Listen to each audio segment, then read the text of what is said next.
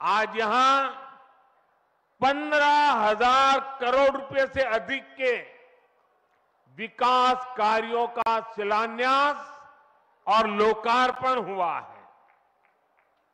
Infrastructure से जुड़े ये काम आधुनिक अयोध्या को देश के नक्शे पर फिर से गौरव के साथ स्थापित करेंगे। कोरोना जैसी वैश्विक महामारी के बीच ये कार्य अयोध्या वासियों के अथक परिश्रम का परिणाम है। मैं सभी अयोध्या वासियों को इन परियोजनाओं के लिए अनेक अनेक बधाई देता हूं। मेरे परिवारजनों, दुनिया में कोई भी देश हो, अगर उसे विकास की नई ऊंचाई पर पहुंचना है तो उसे अपनी विरासत को संभालना ही होगा। हमारी विरासत हमें प्रेरणा देती है, हमें सही मार्ग दिखाती है। इसलिए आज का भारत पुरातन और नूतन दोनों को आत्मसात करते हुए आगे बढ़ रहा है। एक समय था जब यही अयोध्या में रामलला टेंट में विराजमान थे। आज पक्का घर सिर्फ रामलला को ही नहीं, बल्कि पक्का घर देश के 4 करोड़ गरीबों को भी मिला है। आज भारत अपने तीर्थों को भी संवार रहा है, तो वहीं डिजिटल टेक्नोलॉजी की दुनिया में भी हमारा देश छाया हुआ है। आज भारत काशी विश्वनाथ धाम के पुनर्निर्माण के साथ ही देश में 30,000 से ज्यादा पंचायत भवन भी बनवा रहा है। आज देश में सिर्फ केदार धाम का पुनरुद्धार ही नहीं हुआ है, बल्कि 315 से ज्यादा नए मेडिकल कॉलेज भी बने हैं। आज देश में महाकाल महालोक का निर्माण ही नहीं हुआ है, बल्कि हर घर जल पहुंचाने के लिए पानी की 2 लाख से ज्यादा टंकियां भी बनवाई है। हम चांद, सूरज और समुद्र की गहराइयों की भी नाप रहे हैं, तो अपनी पौराणिक मूर्तियों को भी रिकॉर्ड संख्या में भारत वापस ला रहे हैं। आज के भारत का मिजाज यहां अयोध्या में स्पष्ट दिखता है। आज यहां प्रगति का उत्सव है, तो कुछ दिन बाद यहां परंपरा का उत्सव भी होगा।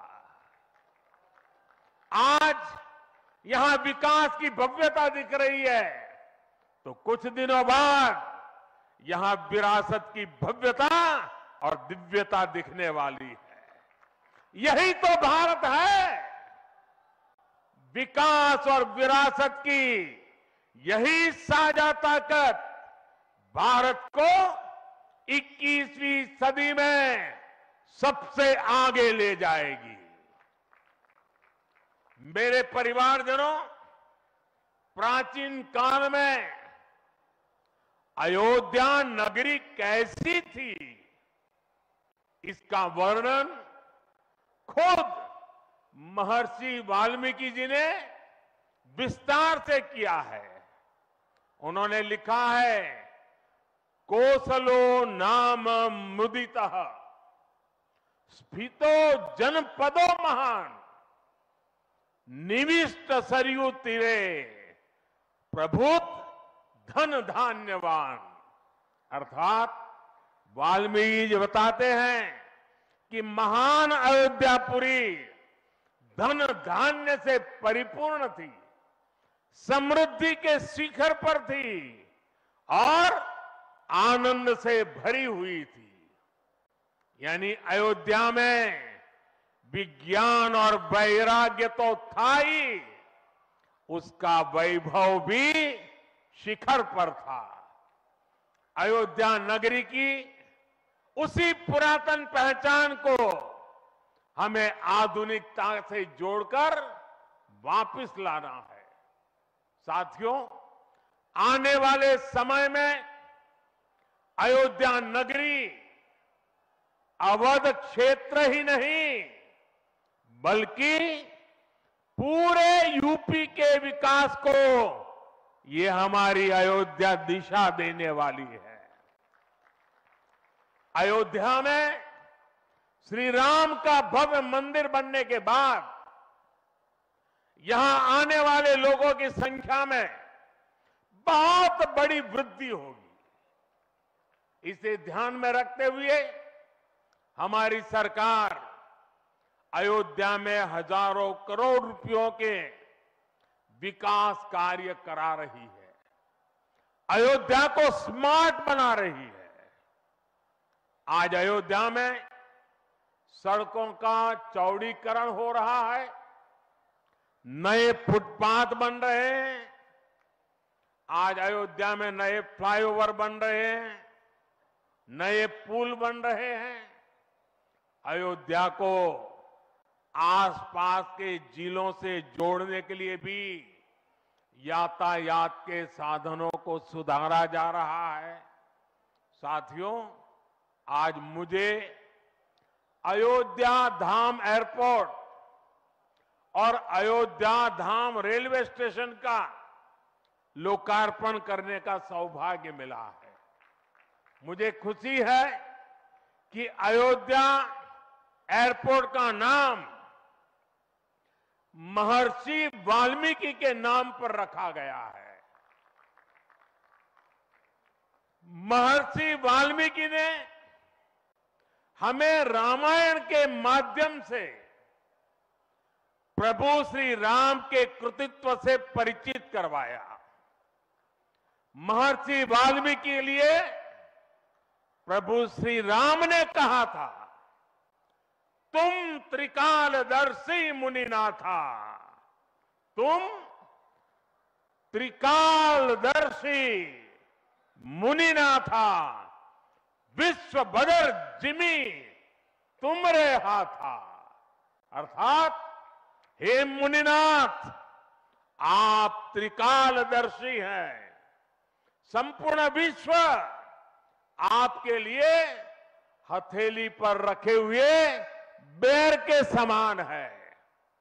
ऐसे त्रिकालदर्शी महर्षि वाल्मीकि जी के नाम पर अयोध्या धाम एयरपोर्ट का नाम इस एयरपोर्ट में आने वाले हर यात्री को धन्य करेगा। महर्षि वाल्मीकि द्वारा रचित रामायण वो ज्ञान मार्ग है जो हमें प्रभु श्री राम से जोड़ती है। आधुनिक भारत में महर्षि वाल्मीकि इंटरनेशनल एयरपोर्ट अयोध्या धाम हमें दिव्य भव्य नव्य राम मंदिर से जोड़ेगा। जो ये नया एयरपोर्ट बना है उसकी क्षमता हर साल 10 लाख यात्रियों को सेवा करने की क्षमता है। जब इस एयरपोर्ट के दूसरे तरफ का काम भी पूरा हो जाएगा तो महर्षि वाल्मीकि इंटरनेशनल एयरपोर्ट पर हर साल 60 लाख यात्री आ जा सकेंगे। अभी अयोध्या धाम रेलवे स्टेशन पर हर रोज 10-15 हजार लोगों को उनकी सेवा करने की क्षमता है। स्टेशन का पूरा विकास होने के बाद अयोध्या धाम रेलवे स्टेशन पर हर रोज 60,000 लोग आ जा सकेंगे। साथियों, एयरपोर्ट, रेलवे स्टेशनों के अलावा आज यहां अनेक पथों का, मार्गों का भी लोकार्पण हुआ है। राम पथ, भक्ति पथ, धर्म पथ और श्री राम जन्मभूमि पथ से आवाजाही और सुगम होगी। अयोध्या में आज ही कार पार्किंग स्थलों का लोकार्पण किया गया है। नए मेडिकल कॉलेज से यहां आरोग्य की सुविधाओं को और विस्तार मिलेगा। सरयू जी की निर्मलता बनी रहे, इसके लिए भी डबल इंजन सरकार पूरी तरह समर्पित है। सरयू जी में गिरने वाले दूषित पानी को रोकने के लिए भी काम शुरू हुआ है। राम की पैड़ी को एक नया स्वरूप दिया गया है। सरयू के किनारे नए नए घाटों का विकास हो रहा है। यहां के सभी प्राचीन कुंडों का पुनरुद्धार भी किया जा रहा है। लता मंगेशकर चौक हो या राम कथा स्थल, ये अयोध्या की पहचान बढ़ा रहे हैं। अयोध्या में बनने जा रही नई टाउनशिप यहां के लोगों का जीवन और आसान बनाएगी। विकास के इन कार्यों से अयोध्या में रोजगार और स्वरोजगार के नए अवसर भी बनेंगे। इससे यहां के टैक्सी वाले, रिक्शा वाले, होटल वाले, ढाबे वाले, प्रसाद वाले, फूल बेचने वाले, पूजा का सामग्री बेचने वाले, हमारे छोटे मोटे दुकानदार भाई, सभी की आय बढ़ेगी। मेरे परिवारजनों, आज यहां आधुनिक रेलवे के निर्माण की तरफ एक और बड़ा कदम देश ने उठाया है। वंदे भारत और नमो भारत के बाद आज एक और आधुनिक ट्रेन देश को मिली है। इस नई ट्रेन सीरीज का नाम अमृत भारत ट्रेन रखा गया है। वंदे भारत, नमो भारत और अमृत भारत ट्रेनों की ये त्रिशक्ति भारतीय रेलवे का कायाकल्प करने जा रही है। इससे बड़ी खुशी की बात क्या हो सकती है कि पहली अमृत भारत ट्रेन अयोध्या से गुजर रही है। Delhi Darbhanga Amrit Bharat express train Delhi, UP, Bihar के लोगों की यात्रा को आधुनिक बनाएगी। इससे बिहार के लोगों के लिए भव्य राम मंदिर में विराजने जा रहे रामलला के दर्शन को और सुगम बनाएगी। ये आधुनिक अमृत भारत एक्सप्रेस ट्रेन विशेष रूप से हमारे गरीब परिवार, हमारे श्रमिक साथियों को बहुत मदद करेगी। श्री रामचरित मानस में गोस्वामी तुलसीदास जी ने कहा है, परहित सरिस धर्म नहीं भाई, पर पीड़ा सम नहीं अदमाई। अर्थात दूसरों की सेवा करने से बड़ा और कोई धर्म, कोई और कर्तव्य नहीं है। आधुनिक अमृत भारत ट्रेनें गरीब की सेवा इसी भावना से ही शुरू की गई है। जो लोग अपने काम के कारण अक्सर लंबी दूरी का सफर करते हैं, जिनकी उतनी आमदनी नहीं है, वे भी आधुनिक सुविधाओं और आरामदायक सफर के हकदार हैं। गरीब के जीवन की भी गरिमा है। इसी ध्येय के साथ इन ट्रेनों को डिजाइन किया गया है। आज ही पश्चिम बंगाल और कर्नाटका के साथियों को भी उनके राज्य की पहली अमृत भारत एक्सप्रेस ट्रेन मिली है। मैं इन राज्यों को भी अमृत भारत ट्रेनों की बधाई दूंगा। मेरे परिवारजनों, विकास और विरासत को जोड़ने में वंदे भारत एक्सप्रेस बहुत बड़ी भूमिका निभा रही है। देश की पहली वंदे भारत एक्सप्रेस ट्रेन काशी के लिए चली थी। आज देश के 34 रूट पर वंदे भारत एक्सप्रेस ट्रेनें चल रही है।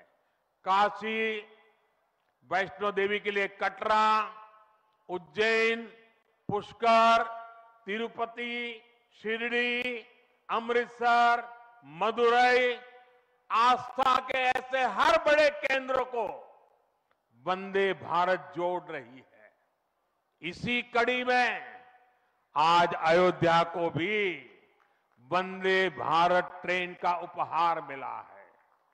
आज अयोध्या धाम जंक्शन, आनंद विहार वंदे भारत शुरू की गई है। इसके अलावा आज कटरा से दिल्ली, अमृतसर से दिल्ली, कोयम्बटूर बेंगलुरु, मंगलुरु मडगांव, जालना मुंबई, इन शहरों के बीच भी वंदे भारत की नई सेवाएं शुरू हुई है। वंदे भारत में गति भी है, वंदे भारत में आधुनिकता भी है और वंदे भारत में आत्मनिर्भर भारत का गर्व भी है। बहुत ही कम समय में वंदे भारत से 1.5 करोड़ से अधिक यात्री सफर कर चुके हैं। विशेष तौर पर युवा पीढ़ी को ये ट्रेन बहुत पसंद आ रही है। साथियों, हमारे देश में प्राचीन काल से ही तीर्थ यात्राओं का अपना महत्व रहा है, अपना गौरवशाली इतिहास रहा है। बद्री विशाल से सेतुबंध रामेश्वरम की यात्रा, गंगोत्री से गंगा सागर की यात्रा, द्वारकाधीश से जगन्नाथपुरी की यात्रा, द्वादश ज्योतिर्लिंग की यात्रा, 4 धामों की यात्रा, कैलाश मानसरोवर यात्रा, कांवड़ यात्रा, शक्ति पीठों की यात्रा, पंढरपुर यात्रा, आज भी भारत के कोने कोने में कोई न कोई यात्रा निकलती रहती है। लोग आस्था के साथ उनसे जुड़ते रहते हैं। तमिलनाडु में भी कई यात्राएं प्रसिद्ध हैं। शिवस्थल पाद यात्रिरई, मुरुगनंकु कावड़ी यात्रिरई, वैष्णव तिरुपति यात्रिरई, अस्मन तिरुत्तल यात्रिरई, केरला में सबरीमाला यात्रा हो, आंध्र तेलंगाना में मेदाराम में समक्का और सरक्का की यात्रा हो, नागोबा यात्रा, इनमें लाखों की संख्या में श्रद्धालु जुड़ते हैं। यहां बहुत कम लोगों को पता होगा कि केरला में भगवान राम और उनके भाइयों भरत, लक्ष्मण और शत्रुघ्न के धाम की भी यात्रा होती है। ये यात्रा नालंबम यात्रा के नाम से जानी जाती है। इसके अलावा देश में कितनी ही परिक्रमाएं भी जारी रही है। गोवर्धन परिक्रमा, पंचकोशी परिक्रमा, 84 कोसी परिक्रमा, ऐसी यात्राओं और परिक्रमाओं से हर भक्त का ईश्वर के प्रति जुड़ाव और मजबूत होता है। बौद्ध धर्म में भगवान बुद्ध से जुड़े स्थलों गया, लुम्बिनी, कपिलवस्तु, सारनाथ, कुशीनगर की यात्राएं होती हैं। राजगीर बिहार में बुद्ध अनुयायियों की परिक्रमा होती है। जैन धर्म में पावागढ़, समेत शिखर जी, पालीताना, कैलाश की यात्रा हो। सिखों के लिए पंच तख्त यात्रा और गुरुधाम यात्रा हो। अरुणाचल प्रदेश में नॉर्थ ईस्ट से परशुराम कुंड की विशाल यात्रा हो। इनमें शामिल होने के लिए श्रद्धालु पूरी आस्था के साथ जुड़ते हैं। देश भर में सदियों से हो रही इन यात्राओं के लिए वैसा ही समुचित इंतजाम भी किए जाते हैं। अब अयोध्या में हो रहे ये निर्माण कार्य यहां आने वाले हर राम भक्त के लिए अयोध्या धाम की यात्रा को, भगवान के दर्शन को और आसान बनाएंगे। साथियों, ये ऐतिहासिक क्षण बहुत भाग्य से हम सभी के जीवन में आया है। हमें देश के लिए नव संकल्प लेना है, खुद को नई ऊर्जा से भरना है। इसके लिए 22 जनवरी को आप सभी अपने घरों में, मैं पूरे देश के 140 करोड़ देशवासियों को अयोध्या की इस पवित्र भूमि से प्रार्थना कर रहा हूं, अयोध्या की प्रभु राम की नगरी से प्रार्थना कर रहा हूं। मैं 140 करोड़ देशवासियों को हाथ जोड़ करके प्रार्थना कर रहा हूं कि आप 22 जनवरी को जब अयोध्या में प्रभु राम विराजमान हो, अपने घरों में भी श्री राम ज्योति जलाएं, दीपावली मनाएं। 22 जनवरी की शाम पूरे हिंदुस्तान में जगमग जगमग होनी चाहिए। लेकिन साथ ही मेरे सभी देशवासियों से एक करबद्ध प्रार्थना और भी है। हर किसी की इच्छा है कि 22 जनवरी को होने वाले आयोजन का साक्षी बनने के लिए वो स्वयं अयोध्या आए। लेकिन आप भी जानते हैं कि हर किसी का आना संभव नहीं है। अयोध्या में सबका पहुंचना बहुत मुश्किल है और इसलिए सभी राम भक्तों को, देश भर के राम भक्तों को, उत्तर प्रदेश के विशेष करके राम भक्तों को मेरा हाथ जोड़ करके प्रणाम के साथ प्रार्थना है, मेरा आग्रह है कि 22 जनवरी को एक बार विधि पूर्वक कार्यक्रम हो जाने के बाद 23 तारीख के बाद अपनी सुविधा के अनुसार वो अयोध्या आए। अयोध्या आने का मन 22 तारीख को न बनाए। प्रभु राम जी को तकलीफ हो ऐसा हम भक्त कभी कर नहीं सकते हैं। प्रभु राम जी पधार रहे हैं तो हम भी कुछ दिन इंतजार करें। 550 साल इंतजार किया है, कुछ दिन और इंतजार कीजिए।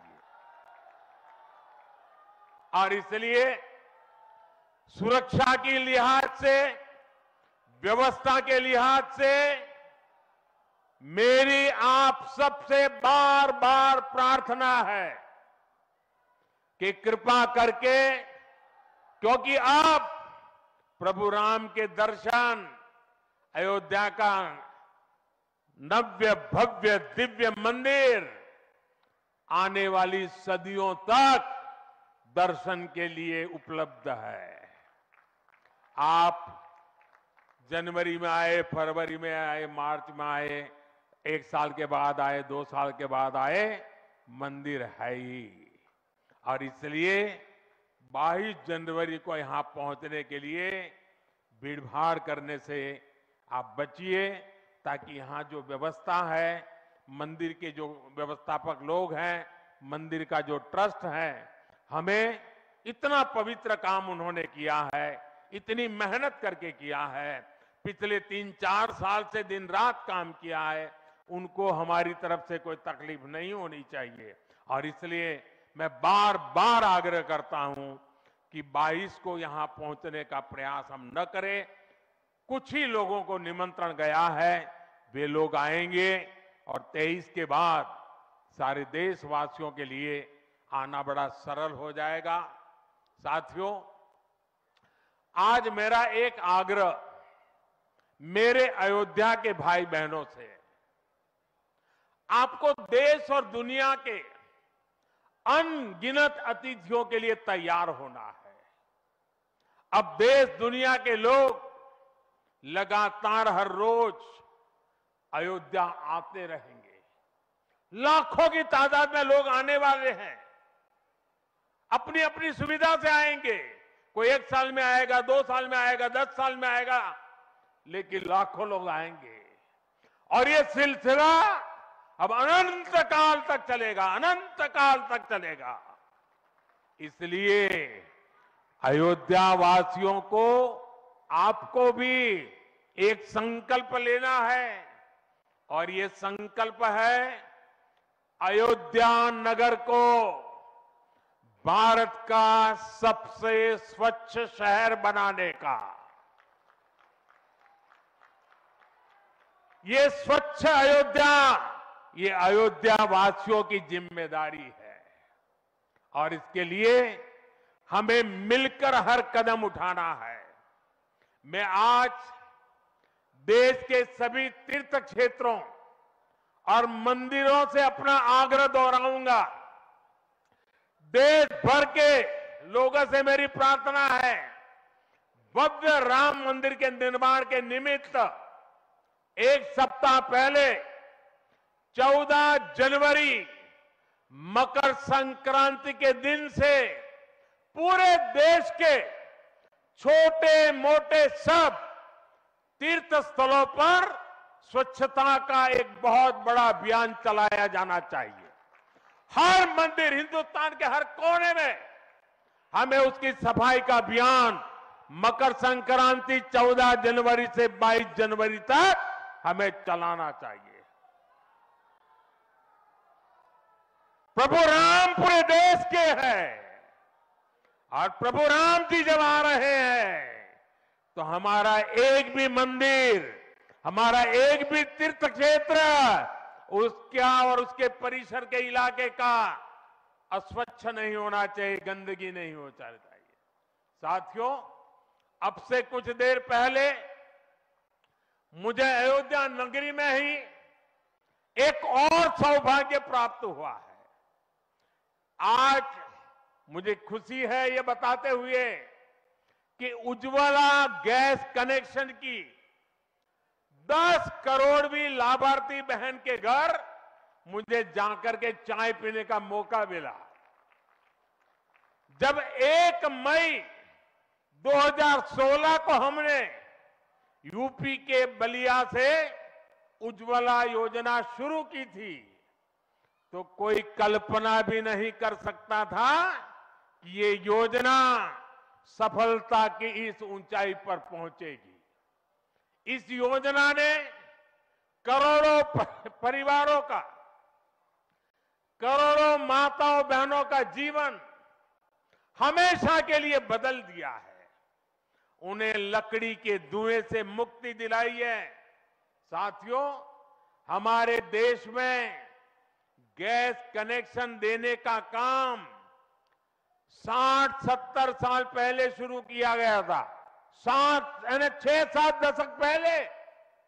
लेकिन 2014 तक हालत ये थी कि 50-55 साल में सिर्फ 14 करोड़ गैस कनेक्शन ही दिए जा चुके थे, यानी 5 दशक में 14 करोड़, जबकि हमारी सरकार ने 1 दशक में 18 करोड़ नए गैस कनेक्शन दिए हैं। और इस 18 करोड़ में 10 करोड़ गैस कनेक्शन मुफ्त में दिए गए हैं, उज्ज्वला योजना के तहत दिए गए हैं।